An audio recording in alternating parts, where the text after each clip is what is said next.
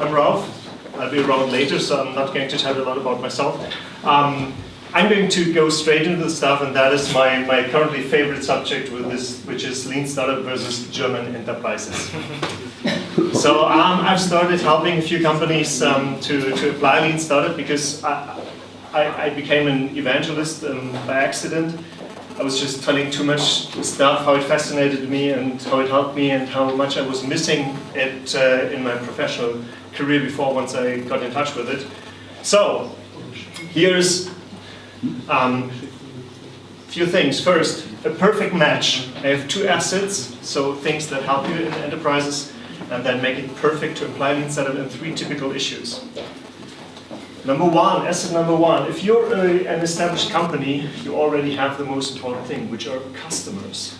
So in contrast to startups, where you need to buy some traffic, you actually have to have a pretty good starting point because you have an existing customer, which you may send out mailings or place any banners on your website. So, very good starting point. The second thing is, you already have teams of specialists, so you have certain expertise and you even have more, you have a corporate network. So you can even find people that are experts in some areas and that may have been doing things before. So that's really great starting points, which you miss as a startup. Now the other thing, three typical issues, and that is, we too often focus on time to market. So if you remember that product, the key thing was to come out quickly. It was not focusing on doing the right thing and measuring that really fits the market. So Lean Startup helps you because it prevents you from failing loud, late, and costly. The second thing why Lean Startup can help you is that too many times we're just using so much data from the past. It's surveys, it's studies, it's analysts, and all the output, and even our own experiences. And the thing is that they are aging more and more quickly. So, if you're still digging for gold in the news from the past, you may have to switch to Lean Startup because it helps you to understand the opportunities from now and to test them instantly.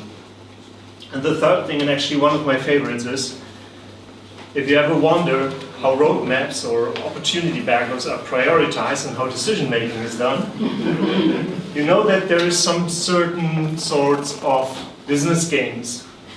Maybe that way, but what's more typical is that everyone's just trying to make sure that his experience and his responsibility is properly reflected, which you as an outsider experience as they are arguing all the time. So, when you think about who decides on the roadmap, it should just be the customer. You should just measure customer response, and that may help you make better decisions. So that's why Lean Startups is just a great opportunity, because you can solve those issues. Now the thing is that you get new challenges, and I've brought three of them that I faced actually. So number one is, it's the next and greatest and latest new silver bullet. And the problem is, it's not an autopilot. So it will not just lead you to the perfect product and the perfect market. It actually helps you to test ideas in customer segments. And it helps you to discover new learnings that may then guide you to a new solution. But it's still brain work. You still need to come up with your own ideas. You still need to be creative. And actually, when wondering where those ideas come from, and now I have a German slide actually, I found this.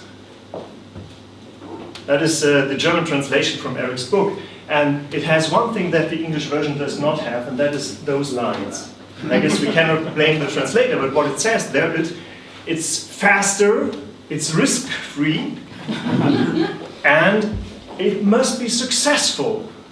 So in that case, if you're looking for a German copy, you may buy Eric's book, but drop the cover, and of course buy Ash's book, okay? So But if you ever talk to someone and they are not from the kind like, well, lean, we're not lean because we're enterprise, we have money and we're also not startup, but they are saying, hey, it's the best thing ever because it will just be an autopilot to ultimate success, then make sure that they did not buy the German translation and just looked at the first cover page, okay? So, the second thing which I find is that actually employers are really, really not empowered to solve their problems. And my favorite story about that is I was doing an initial training and we were planning to go out, well actually I was planning to go out with the team to do customer interviews. So the main station was just 5 minutes walk by foot and I said, okay, let's get out of the building, right? And they said, well, you know, during working hours we're not allowed to leave the campus. So, the thing is, when I say empower your teams, it actually means that you need to watch out for the small things. So it's not about the big things that you think. Of course, it helps if they can spend money. I mean, if you're not even able to buy Post-its on your own once you need them, then you're stuck. So watch out wherever you restrict your team. So empower them and make them go fast, because one of the most important things is doing fast decisioning after experiments. And for that, one of the ultimate things you always learn is you need to have a business decision maker as near to your team as possible, ideally within the team. It's much better to have the CEO in your team, actually, which I once had, which was great. Everything's possible. But if you don't have that, at least the team needs to be able to decide and then later be reviewed, so that they can speed up and go fast. So, the next thing is watch out for the overall framework. So, my favorite story there is I was in a project, it was about time to set up the team and to really make them accelerate. And we were wondering, okay, how are we going to track our learnings? Are we going to use a different wiki or whatever? Again, you need money, by the way. You need to be able to sign up, just do it.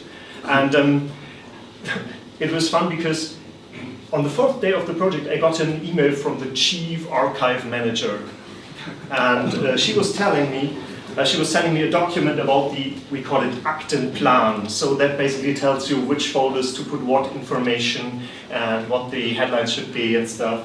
And she told me it's not at all a problem if you don't do that exactly like that. So if you want to change it, you can either come over and within just roughly 2 hours I will explain you what are the necessary requirements, and then you tell me how you're going to comply with them. So my real recommendation for that is disable all standard processes by default. All. So that means, it doesn't mean don't follow any standard processes, it just means drop all of them away and then pull in the ones that are really important. Set your team free. Don't let them be blocked by bullshit which you have forgot that you have to remove it. Okay? Just set them free and then think about, okay, what do we really need to respect? They will not start killing people just because you didn't tell them not to do, okay?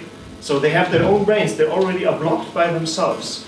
So make sure that the really critical stuff is mentioned and then let them make mistakes. It will not immediately cost the whole company.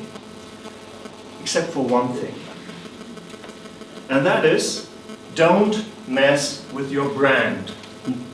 If your brand is really important, if it's the most important thing you have, let's say if you're Red Bull, you may consider to actually go testing off your brand. So that means still do everything you want to do, but maybe do it with a different brand, or maybe even do it off organization. So come up with a sub company you have, which has a totally unsexy name, create a new brand, and have your guys working on the project. Okay, that's it for me as a conversation starter. Thanks much. This is how to contact me.